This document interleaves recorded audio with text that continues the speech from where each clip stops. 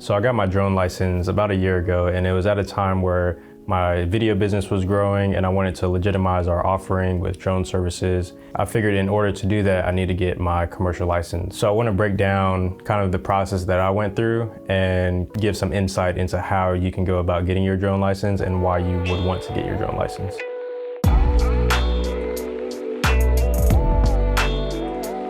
So why would you get your license? So truth is, you won't run into too many situations where you are asked for your drone license, unless you're in a well-known area in the city, or if you're doing something reckless. But in the same way that you would want your driver's license on you, just in case something goes wrong, you may want to have your drone license if you're flying commercially or if you're flying in a specific area.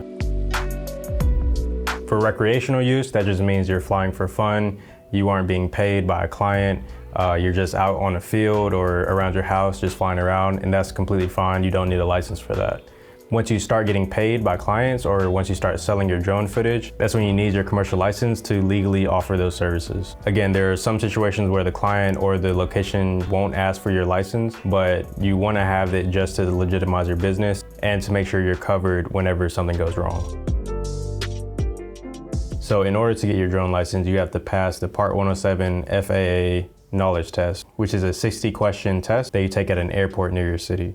You have to pass with at least a 70%, and if you pass, you go on to apply for your FTN number, which is your FAA tracking number, and then you apply to get your license sent to your address. The exam does cost money. It's been fluctuating, but it typically costs about $170 to take the exam, but that may change in the next few years. You get to know what your score is immediately after you take the exam, so that's a plus. But if you fail, you have to wait 14 days and then come back and you still have to pay that $170 fee for the exam. I got my first drone around 2018, and that's when I started researching what it takes to get your license and the drone laws and all that stuff. But I didn't really intentionally study for the exam until about 2 or 3 weeks ahead of time. Again, I was just watching random YouTube videos here and there about the exam, about the contents of it, about what I need to be studying, but the actual studying of the exam really only took 2 or 3 weeks. And I could have studied more, but I realized the more that I was watching these videos, the more I was pushing back the exam date, because you have control over when you want to take the exam. You can schedule it whenever. So instead of trying to get to know everything about the exam, I just went ahead and scheduled the exam, and then that way I knew I had a deadline and an actual goal to study for. If you don't set your date for when you want to take the test, then you're just going to be studying and you're going to keep pushing it off. But I knew that I had those 2 weeks to put my head down and get it done. Luckily, it was during quarantine, so I had that time and I was able to get it done. So how I got it done was through a bunch of YouTube videos and practice tests.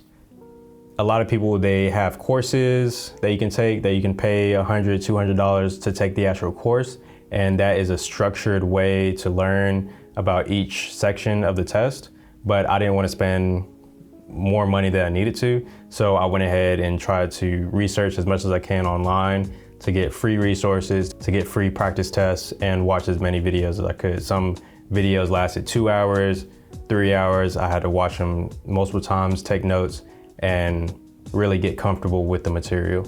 The material that's on the exam consists of drone operation, weather, airspace, Part 107 regulations and rules, and other miscellaneous things. The test contains a different percentage of those subjects. You may get 30% of the test being operations or 50% being weather and airspace. So it just depends on when you take it, because the test kind of changes every year or so. And that's also why you need to make sure you're studying updated content.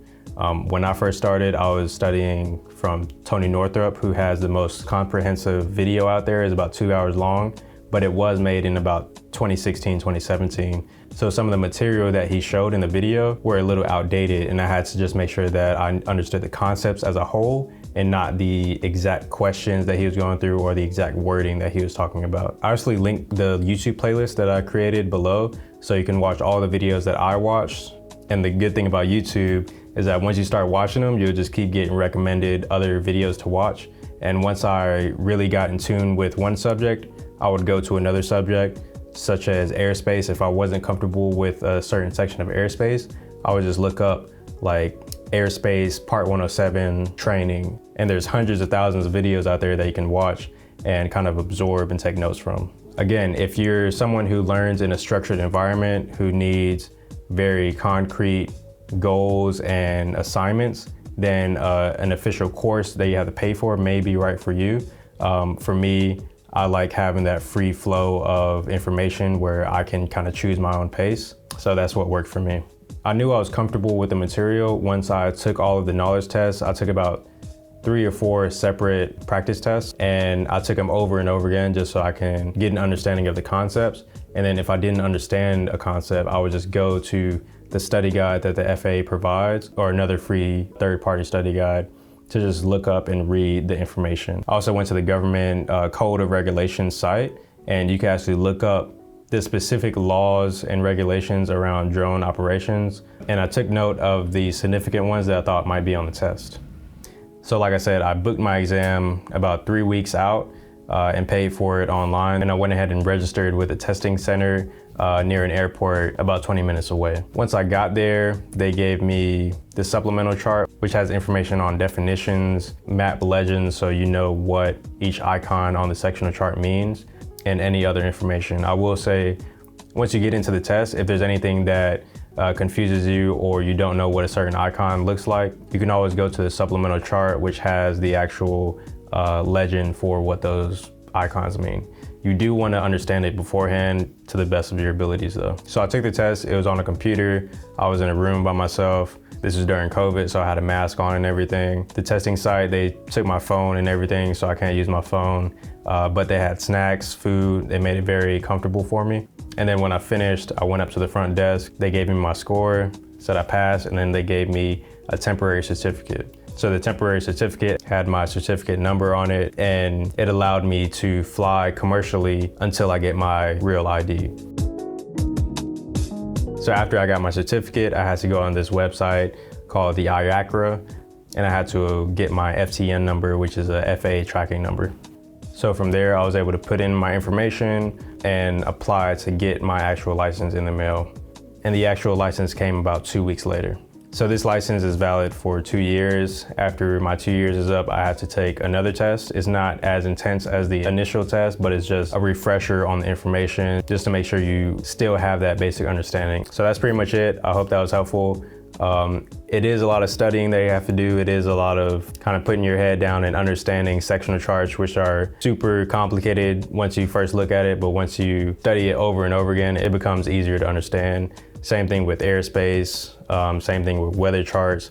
You have to understand how to read a METAR, different codes that pilots use, a lot of stuff. But like I said, give yourself as much time as you need to really understand those concepts. And then from there, you should be good. Let me know if you have any questions. There's a lot that I can get into with when it relates to drone operation. But that's it for this video. Thanks for watching. So I just passed the drone license test, the Part 107 test. I got an 85%. Some of the questions I breezed through. The stuff that took the most time was the sectional charts, because I had to flip through. I actually had to find, some of them gave you the area to look in, but some of them you just have to scan the entire map. I didn't get too many trick questions, but there were some questions that it would ask like where in this airspace is the airport, and it'll be in a Class D airspace, but it will be the dotted line will be so small that you can't really see it unless you had a magnifying glass. So overall, good experience. It's not hard, it's pretty easy to get like an 80 and above, but yeah, overall it wasn't super hard.